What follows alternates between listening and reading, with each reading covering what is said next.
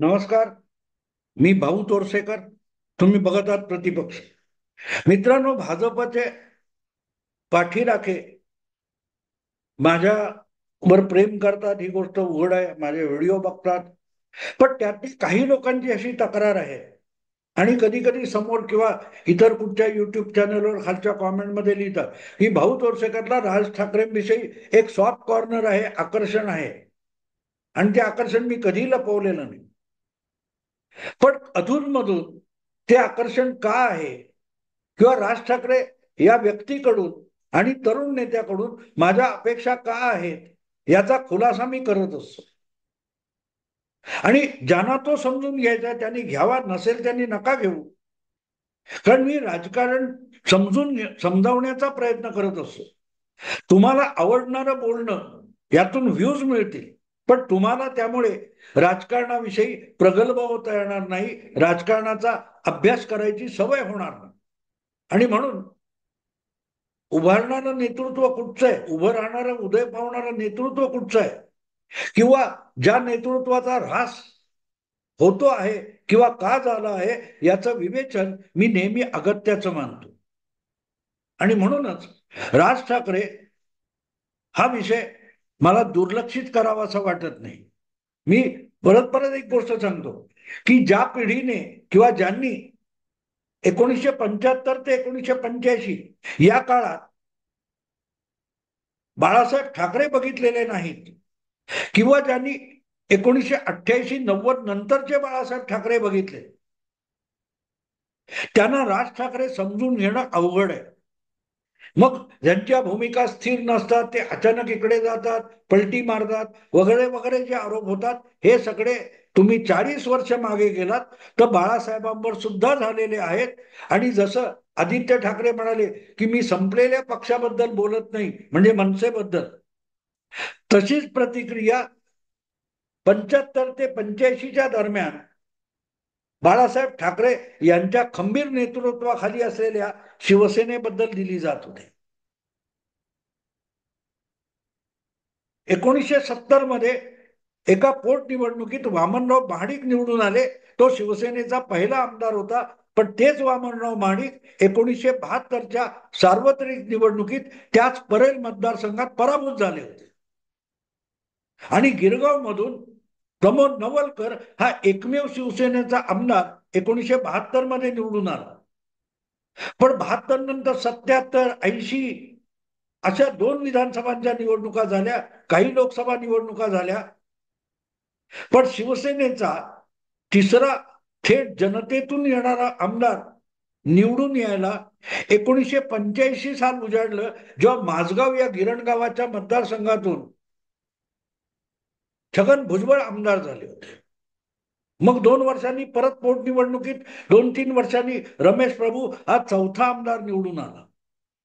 पण त्यानंतर 1990 मध्ये एकदम 54 आमदार महाराष्ट्राच्या कानाकोपऱ्यातून शिवसेनेचे निवडून आले. आणि त्यामुळे 1975 ते 85 बाळासाहेबांनी शिवसेना कशी टिकवली, कशी वाढवली, कशी मरू दिली नाही, हे ज्यांनी बघितलेलं नाही किंवा त्याचं विवेचन सुद्धा ऐकलेलं नाही, त्यांना गेल्या 10 वर्षात राज ठाकरे मागे का पडत गेले आणि त्यांचं पुनरुत्थान का होऊ शकतं, हे समजणं अवघड आहे. आणि प्रामुख्याने आज जे काय मीडियाचा प्रचंड काय म्हणतात तो विस्तार झालेला आहे, तो 75 ते 85 नव्हता. वर्तमानपत्रापुरतीच पत्रकारिता आणि माध्यम मर्यादित होती. दूरदर्शन नावाचं एकच सरकारी टीव्ही चालायचा. त्याच्यामध्ये राजकीय चर्चा, राजकीय बातम्या यांना फारसा स्कोप नव्हता. हे सगळं वेगवेगळ्या चॅनेलचं जे काय भरती आलेली आहे, पूर आलेला आहे, महापूर आलेला आहे, हा सगळा 2000 नंतरचा आहे, किंवा 1999 नंतरचा. आणि त्यामुळे मग वेगळा सोशल मीडिया, तुमचा युट्यूब, फेसबुक, हे सगळं तर 2008-10 नंतरच आहे. आणि त्यामुळे त्या काळात घडलेल्या ज्या घटना होत्या, त्याची इतकी घराघरात आणि स्वयंपाकघरात, ट्रेनमध्ये किंवा बस स्टँडवर चर्चा होत नव्हती. रेल्वे आज जी होते, आणि त्यामुळे तत्कालीन घटना ह्या तितक्या चर्चिल्या गेल्या नव्हत्या. आणि म्हणूनच आज जे काय मनसेबद्दल बोललं जातं हे तेव्हा शिवसेनेबद्दल बोललं जात होतं हे खुद्द आदित्य ठाकरेंना माहिती नाही. म्हणून आपल्या आजोबांचा पक्ष पुढे चालवण्याच्या प्रयत्नात असलेले आदित्य ठाकरे अत्यंत खोचकपणे 2 वर्षापूर्वीच्या गुढीपाडव्याच्या राज ठाकरेंच्या सभेनंतर म्हणाले होते की संपलेल्या पक्षाबद्दल मी बोलत नाही.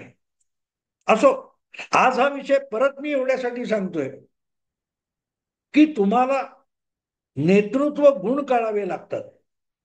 जो नेता आहे त्याच्या वैयक्तिक क्षमता आणि ताकदीबद्दल, आत्मविश्वासाबद्दल माहिती असावी लागते. तर त्या माणसाचं तुम्ही आकलन करू शकता, असेसमेंट करू शकता आणि विश्लेषण करू शकता. 10 वर्ष एक एक आमदार पहिल्या फटक्यात 2019-2009 मध्ये शिवसेनेतून बाहेर पडून स्वतःचा पक्ष बनवल्यानंतर 4 वर्षात राज ठाकरे यांच्या पक्षाचे 13 आमदार निवडून आले होते. मुंबईत सुद्धा बाळासाहेब हयात असताना उद्धव ठाकरेंच्या नेतृत्वाखालच्या शिवसेनेला जेव्हा 4 आमदार निवडून आणता आले, त्यांच्याबरोबर युतीत असलेल्या भाजपचे फक्त 5 आमदार आले होते, तेव्हा राज ठाकरे यांनी स्वबळावर लढवलेल्या निवडणुकीत मुंबईतून 6 आमदार निवडून आणले, ठाण्यातून 3, नाशिकला 3, संभाजीनगरला 1, 13 आमदार. एवढं मोठं यश पक्षाच्या स्थापनेपासून 20 वर्ष उलटून गेली तरी बाळासाहेबांना मिळालं नव्हतं. पण ते यश महत्वाचं नव्हतं. 66 साली स्थापन झालेली शिवसेना ही 90 साली 54 आमदार निवडून आणेपर्यंत रखडत खुरडत चालली होती आणि तरीही बाळासाहेबांनी आत्मविश्वास गमावला नव्हता. एक प्रमोद नवलकर आणि 10 वर्षानंतर दुसरा छगन भुजबळ निवडून आला तरी पक्ष चालू होता, कार्यकर्ते ऍक्टिव्ह होते आणि ते ऍक्टिव्ह ठेवण्याची क्षमता बाळासाहेबांकडे होती. तशीच क्षमता जर राज ठाकरे दाखवत असेल, राज ठाकरेकडे भाषणं गाजवण्याचा, सभा गाजवण्याचा तो बाळासाहेबांचा काकांचा गुण आला असेल तर ती तुलना बाळासाहेबांबरोबर करावी लागते. आणि त्या प्रतिमेशी करू नका. राज ठाकरेची तुलना करायची असेल तर 75 ते 85 आणि 90 पर्यंत, 1975 ते 1990 पर्यंत बाळासाहेबांनी शिवसेना कशी चालवली, कशी टिकवली याचा अभ्यास केला पाहिजे, त्याची तुलना केली पाहिजे, त्याचं विश्लेषण केलं पाहिजे. एक भुजबळ, एक रमेश प्रभू पोटनिवडणुकीत आणि एकदम 54. जादूटोणा होता का मित्रांनो? नाही. टिकून राहण्याची क्षमता, प्रतिकूल परिस्थितीमध्ये टिकून राहण्याची क्षमता. मध्यंतरी राज ठाकरेंनी ते उदाहरण दिलं होतं की प्रतिकूल परिस्थितीत टिकून राहण्यावर संघटना किंवा व्यक्तीचं नेतृत्व याची कसोटी लागत असते. आणि 2014 किंवा 2019 मध्ये ज्या काय पद्धतीत राज ठाकरे यांनी पक्ष चालवून आणि टिकवून दाखवलाय त्याची पार्श्वभूमी घेऊन तुम्हाला आज त्यांचं हे करावं लागेल, आकलन करावं लागेल. आणि ते करताना मग बाळासाहेबांची तुलना एका बाजूला करायची आणि बरोबर चुलत भावाची म्हणजे बाळासाहेबांच्या सुपुत्राकडे संपूर्ण भरभक्कम यशस्वी पक्ष, संघटना बांधलेला पक्ष मिळाला असताना उद्धव ठाकरेंनी शिवसेनेची कशी वाट लावली आणि राज ठाकरेंनी प्रतिकूल परिस्थितीत पक्ष कसा टिकवून ठेवला याची तुलना करणं आवश्यक असते. आज उद्धव ठाकरे 2.5 वर्षाच्या मुख्यमंत्री पदासाठी अख्खा पक्ष बुडवून बसलेत, कारण त्यांना तातडीने काहीतरी हवं होतं. ताबडतोब त्यांना तिची फलश्रुती हवी होती, लाभ हवे होते, जे बाळासाहेबांना तेव्हा नको होते. आणि उद्धव ठाकरेंना सगळे काय ते लाभ ताबडतोब, ती म्हणतात ना काही, सोन्याची अंड देणारी कोंबडी, ती कापली तर एकही अंड मिळत नाही, आणि एक एक मिळत होतं तेही बंद होतं. नेमकं त्याच तशी परिस्थिती आज उद्धव ठाकरेंची झालेली आहे. पण आपल्यालाही चांगले दिवस येतील याची प्रतीक्षा करत राज ठाकरे यांनी पक्ष टिकवला असेल तर त्या आधारावर त्यांचं आकलन करणं आवश्यक असतं. काल परवा एक पत्रकार परिषद मी बघितली की मग तुम्ही महायुतीत जाणार का वगैरे वगैरे, नेहमीच्या नाही म्हणून मी सगळ्या 250 250 जागा लढवणार. किती निवडून येतील त्याची फिकीर नाहीये. याला नेतृत्वाचे गुण म्हणतात, की माझ्यासाठी निवडणुकीला उभं राहून पराभूत होणारे लढवय्ये सहकारी माझ्याकडे आहेत, हे जेव्हा एक नेता जनतेला दाखवतो तेव्हा हळूहळू जनता आणि मतदार त्या नेत्याच्या आणि पक्षाच्या बाजूने आकर्षित होऊ लागते. आजपर्यंत राज ठाकरे यांनी कुठल्याही पक्षाबरोबर युती केलेली नाही आणि युती करून आघाडी करून निवडणुका लढवलेल्या नाही. कोणाला पाठिंबा दिला असेल, कोणाला विरोध केला असेल. बाळासाहेबांनी सुद्धा अनेक पक्षांना पाठिंबा दिला, हे केलं. 90 नंतर शिवसेनेचं ते पोटेन्शियल बघून, बाळासाहेबांचा तो करिश्मा बघून भाजप युती करायला आला. सांगायचा मुद्दा असा मित्रांनो, नेतृत्व गुणाची कसोटी समजून घ्या की प्रतिकूल परिस्थितीत सुद्धा सहकारी जपलेले आहेत आणि सहकारी टिकलेले आहेत. जे मनोहर जोशी एकदम मुख्यमंत्री झाले, कसलाही अनुभव गाठीशी नसताना नारायण राणे मुख्यमंत्री झाले, कारण ते उद्धव ठाकरे आपला बाळासाहेब ठाकरे बरोबर टिकून राहिले होते. प्रतिकूल परिस्थितीशी झुंजत झुंजत बाळासाहेबांनी पक्ष टिकवला. त्या काळात आपली झुंजार वृत्ती आपल्या प्रत्येक सहकार्याला जपायला शिकवली. सत्तेतून येणारी शिथिलता, आळस, उदासीनता प्रतिकूल परिस्थितीत नसतो आणि झुंजार वृत्ती टिकवली जाते. ती झुंजार वृत्ती तुम्हाला जिंकून द्यायला मदत करत असते. आणि लोकांना काय आवडते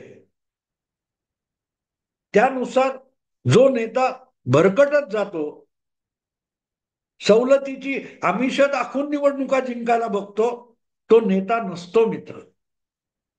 नेतृत्व हे कधीही पाठीराख्यांच्या किंवा जनतेच्या मागे फरफटत जात नाही. प्रसंगी आपले पाठीराखे आणि जनता यांच्या गळ्यात नावडता निर्णय बांधण्याची क्षमता असते, तो नेता असतो. एकदम मुस्लिमांच्या विरुद्ध बोललं तर मुस्लिम पण मतदार आहेत, ती मतं जातील असं वाटणारा नेता नाही चालत. आज आरक्षणाचा माहोल आहे. अशा वेळेला आरक्षण बोललं तर मराठा मतं आपल्याकडून जातील, ही भीती राज ठाकरेंना वाटत नाही. याला नेतृत्व गुण म्हणतात. नेतृत्व गुण म्हणतात.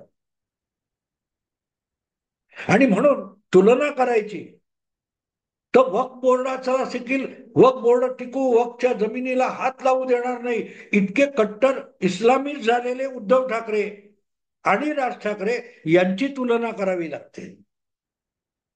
यांची तुलना करावी लागते की आपल्याला हिंदुत्वाची मतं मिळतील की नाही याची काहीही खात्री नसताना सुद्धा ठामपणे ती हिंदुत्वाची भूमिका स्वीकारली आहे, ती घेऊनच निवडणुकीत लोकांना सामोरं जायचं. महाराष्ट्रात सगळ्यात मोठा समाज घटक मराठा असताना सुद्धा मराठा आरक्षणावर हिम्मत आणि सत्य आणि परखड बोलण्याची हिम्मत राज ठाकरे दाखवतात. हा त्यांच्या नेतृत्व गुणाचा काय ती पदसीमा आहे. आणि आपल्याला गेल्या लोकसभा निवडणुकीत मुस्लिम मतं मिळाली म्हणून तगलो, यामुळे हळवे आणि अगतिक लाचार होऊन गेलेले उद्धव ठाकरे या भावाशी, या दुसऱ्या चुलत भावाची तुलना करावी लागते. आणि ते राज ठाकरेंनी परवाच्या पत्रकार परिषदेत सांगितलं, मोदी किंवा अमित शहा यांच्यावर राग होता, त्यांची मतं मिळाली, उद्धव ठाकरेंना पक्ष म्हणून मतं मिळालेली नाही. ती कुकर मधली वाफ निघून गेली. आता तेच मुस्लिम परत उद्धव ठाकरेंना मत देतील असं नाही. आणि त्याची प्रचिती ताबडतोब आली. मातोश्रीवर जाऊन मुस्लिमांच्या घोडक्याने उद्धव ठाकरेंना गद्दार गद्दार म्हटलं तेव्हा पाय धरायला आल्यासारखे उद्धव ठाकरे वक्तच्या समर्थनाला आले. राज ठाकरेंनी आपल्या काकाचा एक वारसा घेतलेला आहे, उच्चारलेला शब्द मागे घ्यायचा नाही. उद्धव ठाकरेंना जमले का? बघा तू, बघा दोन भावांमधला हा किती जमीन आसमानाचा फरक आहे. जमीन आसमानाचा फरक आहे.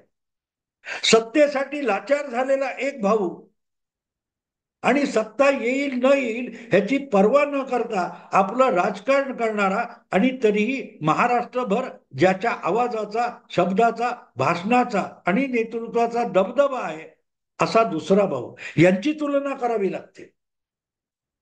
आपल्याला किती जागा मिळणार, आपल्याला मुख्यमंत्री म्हणून जाहीर करा, यासाठी शेपटी हलवत फिरणारा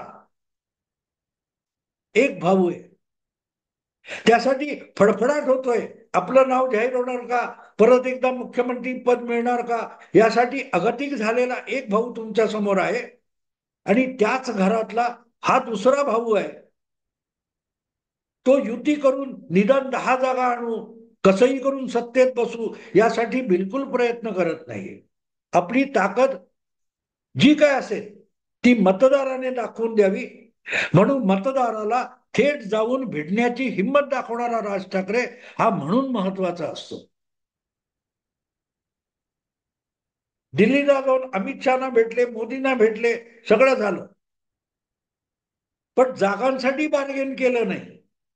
हा, दक्षिण मुंबईची जागा ही एकनाथ शिंदेच्या चिन्हावर लढवावी हाही प्रयोग झाला नाही. मी मेहनतीने माझ्या पक्षाला एक निवडणूक चिन्ह मिळवून घेतलेलं आहे. ते सोडून दुसऱ्या चिन्हावर माझा उमेदवार लढणार नाही हे ठामपणे सांगण्याची हिंमत राज ठाकरेंनी दाखवली.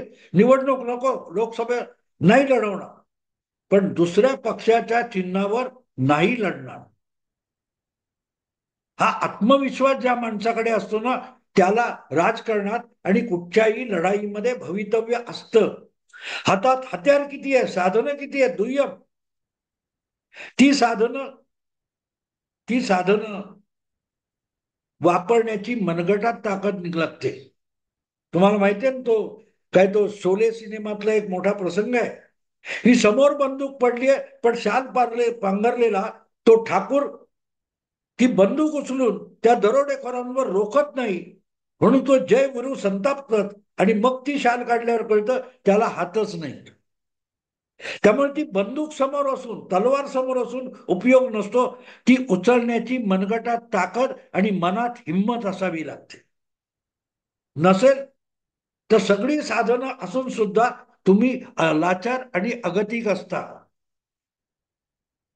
आपल्याला 21 जागा लढवून काय त्या 9 जागा जिंकल्या, इतके टक्के मतं मिळाली म्हणून बोलणारे, हुशारक्या मारणारे आज निवडणुकीच्या घोषणेपूर्वी नाव माझं मुख्यमंत्री म्हणून जाहीर करा म्हणून रडारड करतायत. रोज कुरकुर कुरकुर चालू आहे. आणि मग या तुलनेमध्ये युतीला पाठिंबा दिल्यानंतर सुद्धा युतीत जाईन का हे राज ठाकरे सांगत नाहीत. त्यापेक्षा 250-250 जागा लढवण्याची तयारी करतायत. कोण बरोबर आहे, कोण बरोबर नाही, तुम्ही आपल्या मतदारसंघात लढायची ताकद असेल तर लढा, मी एकटा लढायला तयार आहे. पराभव होईल हरकत नाही, पण अनेक पराभवातूनच लढवय्ये तयार होतात आणि ते लढवय्ये विजयाप्रत घेऊन जातात याचा विश्वास आहे राज ठाकरे. काल परवाची नागपूरला त्यांची पत्रकार परिषद कधीतरी झाली, मी बघितलं, तिथे नेत्याचा आत्मविश्वास दिसतो. युतीत जाणार, तिकडे जाणार, कोण येणार, काय होणार, नो, आपली एक भूमिका आहे आणि त्या भूमिकेला मला तर वाटतं की युती आघाडी बाजूला सोडून राज ठाकरेंनी स्वबळावर जितके जास्तीत जास्त मतदारसंघ लढवता येतील लढवावे आणि एकदा आपली खरी ताकद सगळ्या राजकीय पक्षांना आणि जनतेला दाखवून द्यावी. 5%, 60% मतं असतील, वंचित बहुजन आघाडी किंवा प्रकाश आंबेडकरांचा पक्ष अनेकदा पराभूत झालाय, पण त्यांना जिंकण्यापेक्षा हरण्यापेक्षा मीडियामध्ये चमकण्यात इंटरेस्ट आहे. इतर राजकीय पक्षांशी लगोऱ्या आणि लपंडाव खेळण्यात, खो खो खेळण्यात रस आहे. राज ठाकरेंचं तसं नाही. राज ठाकरेंना पक्ष उभा करायचा आहे आणि त्यामुळे दिखाऊ आंदोलनापेक्षा प्रभाव टाकणं. काल परवा बदलापूरच्या त्या घटनेमध्ये पहिली तक्रार कोणी दिली? राज ठाकरेच्या मनसेच्या महिला आघाडीने दिली. मग त्यातलं पोटेन्शियल बघून सरकारला बदनाम करण्याचं निमित्त म्हणून बाकी सगळे महाविकास आघाडीचे लोक धावून आले. पण पहिली तक्रार करायला मनसेची महिला आघाडी गेली हे विसरता कामा नये. आणि एवढं सगळं होऊन सुद्धा आज राज ठाकरे मैदानात येऊन सांगत आहेत की हे सगळे दिखाऊ आहेत. माझ्या पक्षाने पहिली तक्रार केली, आवाज उठवला. हे श्रेय घ्यायला सुद्धा राज ठाकरे पुढे आले नाहीत. त्यांचा पक्ष दिखाऊ आंदोलन करत नाही, तर जनतेला उपयुक्त ठरू शकेल या दृष्टीने जर तो पक्ष वागत असेल तर त्याच्याकडे डोळसपणे बघता आलं पाहिजे. डोळसपणे बघता आलं. आणि म्हणून तुलना करायची तर उद्धव ठाकरे आणि राज ठाकरे या दोन भावांची करा. फरक काय आहे? 25-30 वर्ष झुंजार कार्यकर्त्यांची, तरुणांची संघटना ही शिवसेनेची ओळख होती. ती उद्धव ठाकरेंनी किती पुसून टाकली बघा. ती फक्त मुस्लिम लांगुल चालन किंवा वक्फचं समर्थन एवढ्यापुरती नाहीये. कुठेही अन्याय अत्याचार दिसला की तत्काळ जाऊन घुसणारा तरुण म्हणजे शिवसैनिक, ही शिवसेनेची ओळख होती. ती उद्धव ठाकरेंनी पुसून टाकली. आणि ती ओळख राज ठाकरे सांगत असतील तर त्याकडे आपल्याला डोळसपणे बघता आलं पाहिजे. खरं तर नागपूरची राज ठाकरेंची जी पत्रकार परिषद आहे त्यामध्ये त्यांनी पत्रकार महाविकास आघाडी नावाच्या एका राजकीय मुखवट्यावर जो घणाघाती हल्ला चढवलाय तो सुद्धा एक स्वतंत्र व्हिडिओचा विषय आहे. बघू कधी जमतं तेव्हा त्याच्यावर करीन. आत्ता इथेच थांबतो. आवडलं लाईक करा, शेअर करा, सबस्क्राईब करा. नमस्कार.